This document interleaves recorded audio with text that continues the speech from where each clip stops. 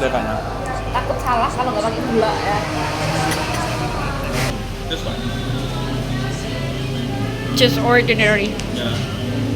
Nggak terlalu manis, nggak terlalu manis. This.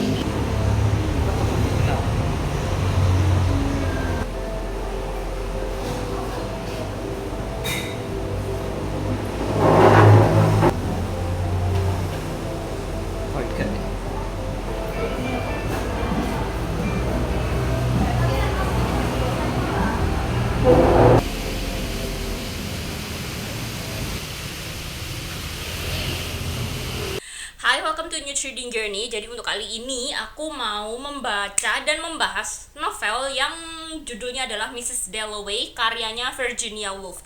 Jadi alasanku kenapa aku pinjem novel ini dan pengen banget untuk membaca dan membahas ini, karena sebenarnya yang sejauh yang aku tahu, Virginia Woolf ini adalah salah satu penulis perempuan Inggris yang karya-karyanya itu dianggap bagus gitu loh di masanya, di sekitar tahun 1900-an awal.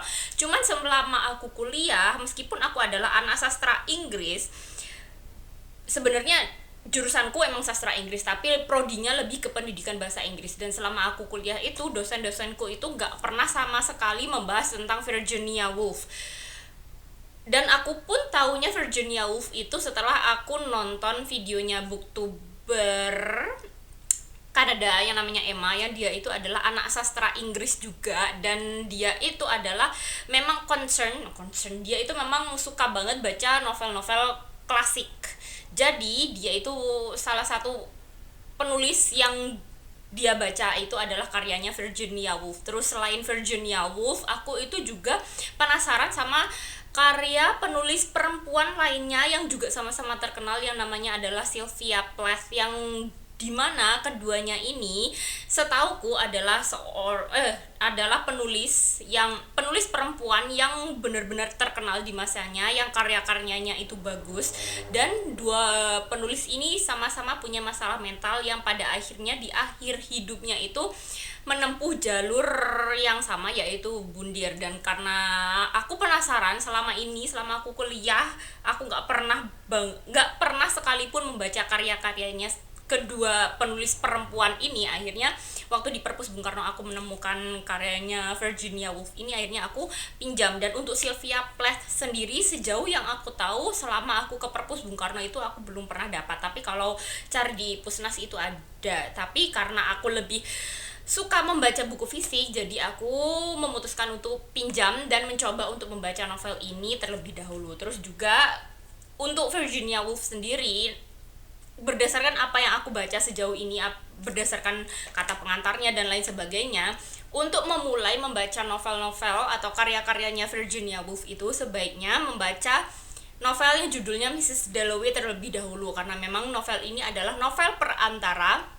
di mana di awal masa kepenulisan Virginia Woolf itu masih gayanya kayak gaya-gaya tradisional di masanya. Terus kemudian masa perantara kepenulisan dari tradisional ke yang lebih modern itu adalah novel yang judulnya adalah Mrs. Dalloway. Dan Mrs. Dalloway ini adalah salah satu karya beliau yang menggunakan teknik penulisan stream of consciousness, di mana stream of consciousness ini kalau dalam bahasa Indonesia itu artinya adalah aliran kesadaran, atau lebih gampangnya itu disebut sebagai monolog pikiran, di mana di sini ini ditulis, cara penulisannya itu seperti menulis segala jenis pemikiran dari si tokohnya, terutama Mrs. Dalloway, dalam waktu satu hari. Karena di sini settingnya emang dalam satu hari, di mana dalam satu hari itu Mrs. Dalloway, meskipun sebenarnya ini bukan hanya mengikuti pikiran dari Mrs. Dalloway sendiri, pokoknya ya seperti itu, di dalam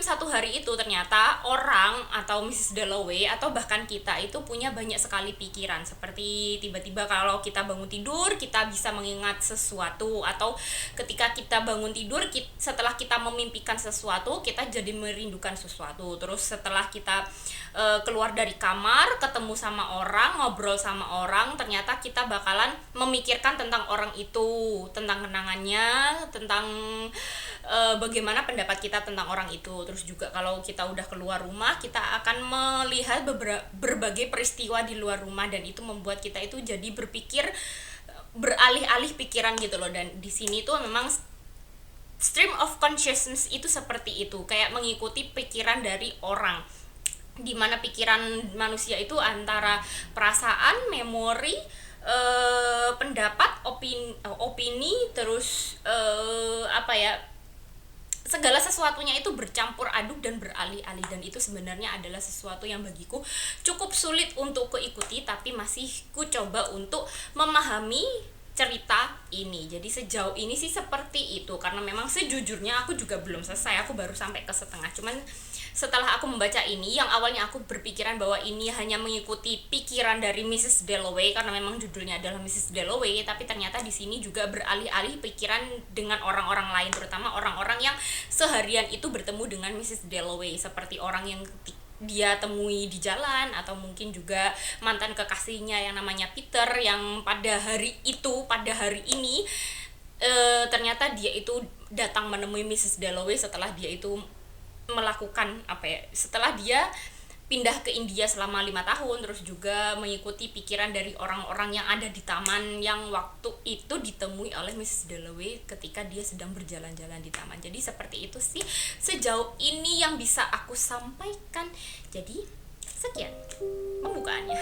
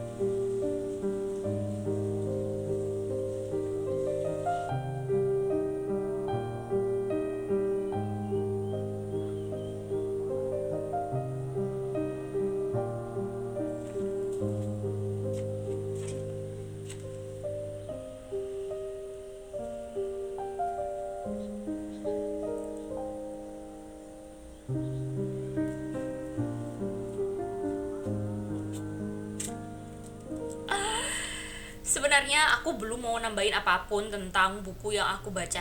Nggak banyak sih, karena memang aku belum selesai dan aku rasa aku juga nggak bisa membahasnya terlalu banyak karena bagiku terlalu ribet novel ini untuk aku bahas.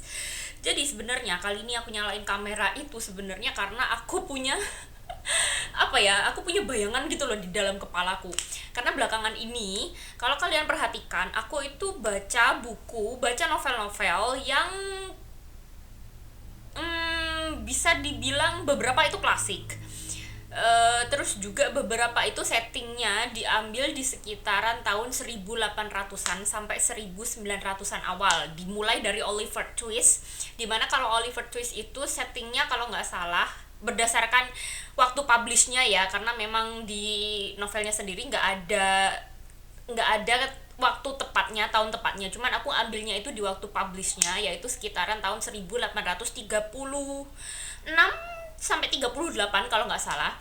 Terus kemudian aku urutkan berdasarkan setting waktunya aja, nggak berdasarkan waktu aku baca. Jadi setelah Oliver Twist itu aku baca buku The Professor and the Madman, di mana settingnya itu di tahun 1870-an sampai 1911-an.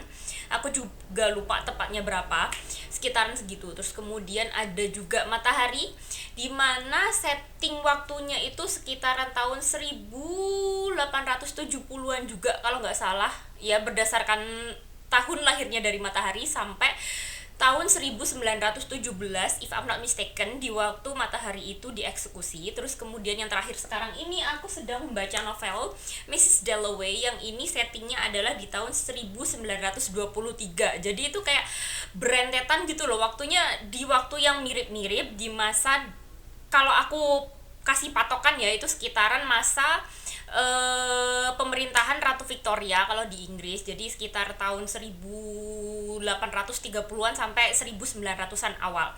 Jadi itu kayak bagiku itu aku kelompokkan menjadi satu gitu loh. Terus juga selain karena waktunya lumayan berurutan dan berdekatan, settingnya itu juga mirip, dimana kalau Oliver Twist itu terjadinya di London, di daerah kumuh London. Terus kemudian The Professor and the Madman itu juga settingnya itu di Inggris, lebih tepatnya di Oxford sih, cuman ada beberapa waktu itu juga ada di London. Terus kemudian Matahari, kalau Matahari ini sebenarnya setting tempatnya itu lebih beragam karena memang mengikuti kisah hidupnya Matahari, di mana Matahari ini pernah tinggal dari lahir itu di Belanda, terus pernah tinggal di Indonesia, terus kemudian kembali ke Eropa, di mana di Eropa itu dia berkeliling beberapa negara seperti Inggris, Prancis, Jerman, sama Belanda. Karena memang waktu Matahari kembali ke Eropa itu dia sering melakukan show atau pertunjukan tarinya itu di beberapa negara. Terus kemudian yang Mrs. Dalloway ini settingnya di London. Jadi karena setting waktunya berdekatan, terus juga setting tempatnya juga mirip-mirip, aku jadi kayak membayangkan keempat cerita ini terjadi di universe yang sama. Meskipun memang dua diantaranya itu diambil dari kisah nyata, yaitu yang The Professor and the Madman sama Matahari. Cuman dua lainnya yang Oliver Twist sama Mrs. Dalloway ini settingnya juga di London gitu loh, di tempat yang mirip-mirip. Jadi aku membayangkannya bahwa cerita ini ada di sebuah universe yang sama, meskipun memang setting waktunya tidak bersamaan. Cuman aku membayangkan beberapa hal itu saling berkaitan gitu loh, karena memang terjadi di universe yang sama di dalam kepalaku. Contohnya aja ya, bagaimana kalau ternyata Oliver Twist yang ketika di tahun 1870-an itu dia itu udah dewasa, udah umurnya sekitar 40-50 tahunan. Bagaimana kalau ternyata Oliver Twist ini bekerja di Oxford dan dia mengenal Profesor Murray yang jadi editornya OED. Bagaimana kalau ternyata Oliver Twist itu adalah salah satu petinggi di Oxford yang juga memprakarsai adanya pengumpulan kata-kata dan dikumpulkan menjadi OED. Bagaimana? Jadi aku membayangkannya Oliver Twist itu kenal sama Profesor Murray. Terus juga bagaimana ternyata kalau Matahari yang dia itu kenal banyak orang terkenal, terpandang, orang-orang yang sangat berkuasa di beberapa negara di Eropa termasuk Inggris. Bagaimana kalau ternyata Matahari ini punya affair atau at least kenal sama salah satu petinggi di Oxford yang petinggi itu juga mengurusi OED, atau bahkan mungkin mengenal Profesor Murray. Terus bagaimana kalau ternyata Mrs. Dalloway yang dia itu adalah seorang, anggap aja orang kaya yang sering menghadiri pesta-pesta. Bagaimana kalau ternyata Mrs. Dalloway ini dulunya di masa gadisnya di sekitaran tahun 1900 awal, karena di sini dia kan udah sekitar umurnya 50 tahunan di tahun 1923. Bagaimana kalau di masa jayanya Matahari alias di tahun 1900-an awal itu, ketika Miss Dalloway juga masih muda, bagaimana kalau dia itu pernah menonton pertunjukan dari Matahari? Aku membayangkannya itu kayak mereka itu setidaknya pernah bertemu atau bahkan pernah mengenal gitu loh satu sama lain di antara 3 novel itu. Jadi kayak aku membayangkannya aja semua 4 cerita itu di dalam kepalaku itu terjadi di sebuah universe yang sama dan mereka saling berkaitan satu sama lain. Itu yang ada di dalam kepalaku, bayanganku aja. Jadi kayaknya itu aja sih tambahannya. Oh ya, tambahan lainnya ya. Ini selain masalah satu universe itu, aku sejujurnya nggak suka sama cover dari novel Mrs. Dalloway ini. Aku nggak tahu apakah penerbit lain menerbitkan novel yang sama terus di cover yang berbeda, aku juga nggak tahu. Tapi berdasarkan cover ini, aku ngerasa nggak suka gitu loh sama gambarnya. Bener-bener bagiku itu nggak estetik. I'm so sorry, bagiku itu sulit banget untuk aku bisa kayak foto-foto cantik gitu loh. Biasanya kan aku sering foto-foto buku untuk aku upload di Instagram atau di mana gitu kan. Dan untuk buku ini bagiku sulit sekali aku bisa mendapatkan gambar yang bagus karena memang warnanya itu nggak cerah. Satu, warnanya nggak cerah, terus gambarnya juga aneh bagiku. Jadi aku cukup sulit untuk bisa mendapatkan foto yang cantik, meskipun aku udah bisa ada beberapa fotoku aku juga ngefoto buku ini, ada beberapa yang bagiku cukup oke, tapi secara keseluruhan bagiku agak sulit untukku karena memang covernya tidak estetik. Tapi ya udahlah ya, karena ini juga buku yang cukup tua, jadi mungkin di masa itu cover yang seperti ini estetik di masanya mungkin, tapi untuk sekarang itu kayak jadul banget. Ini toh juga bukunya udah lumayan tua, bukan lumayan tua lagi ya, ini adalah novel yang diterbitkan di tahun berapa ya? Kayaknya 2004. Jadi mungkin di tahun 2004 ini adalah sudah cover yang terbaik di masanya. Mungkin, tapi untuk sekarang kayak ampun, ini jadul banget gambarnya. Udah, itu aja tambahannya dan aku mau lanjut baca. Mari kita coba apakah otakku bisa diajak bekerja sama dalam kondisi panas kayak gini. Sumpah ini panas banget, jadi minta maaf banget kalau sekiranya ada gangguan suara karena di belakang sini ada kipas angin karena rumahku nggak ada AC-nya ya, jadi mohon maaf kalau ternyata suaranya agak kresek-kresek. Jadi mari kita membahas Mrs. Dalloway yang ternyata aku gak suka, ternyata bagiku sulit. Ternyata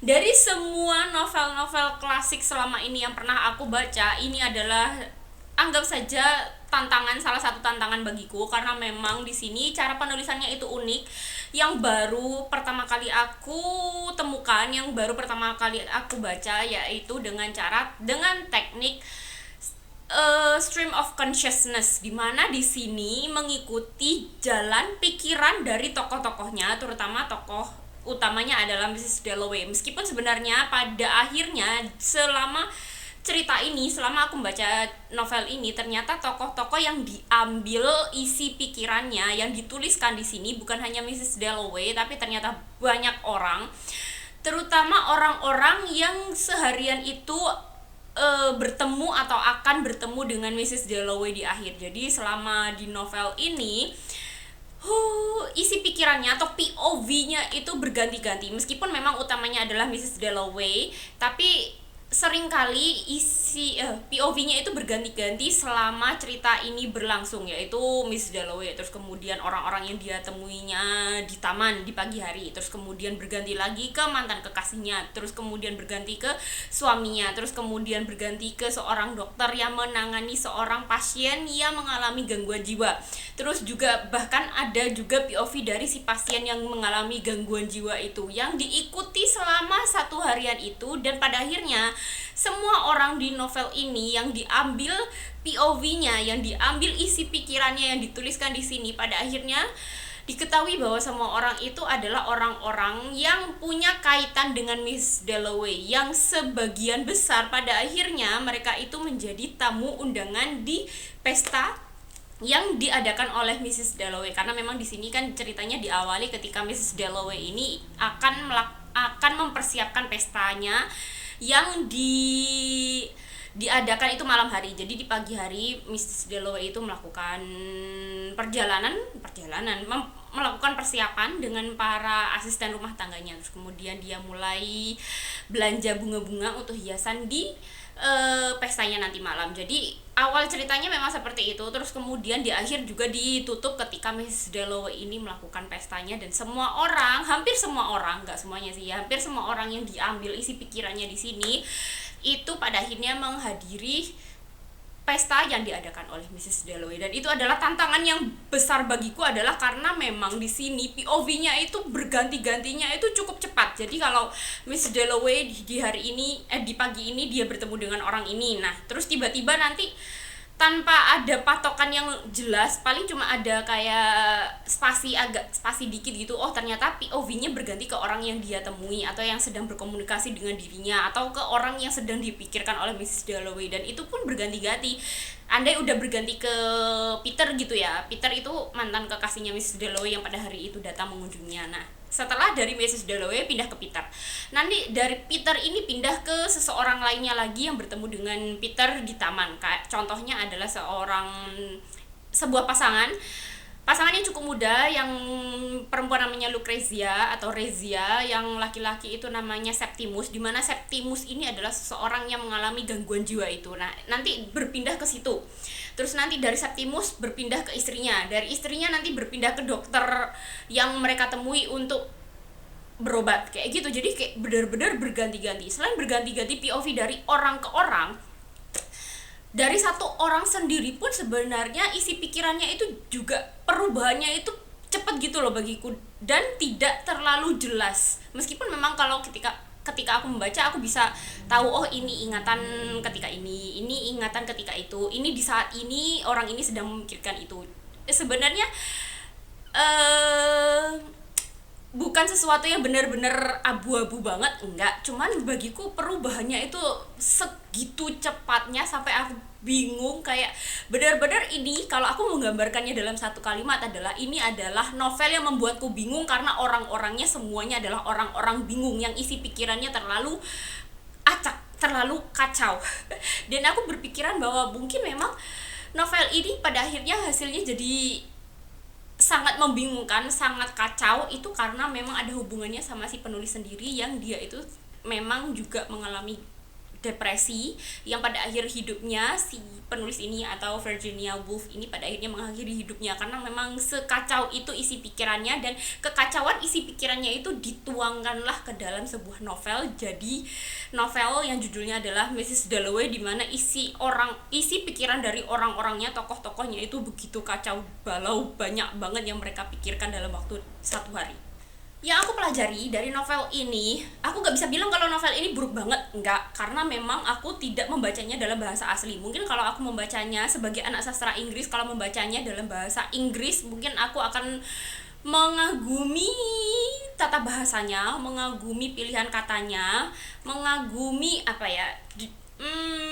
rangkaian katanya, karena kan dari bahasa asli kan biasanya lebih puitis daripada bahasa terjemahan yang sulit untuk menerjemahkan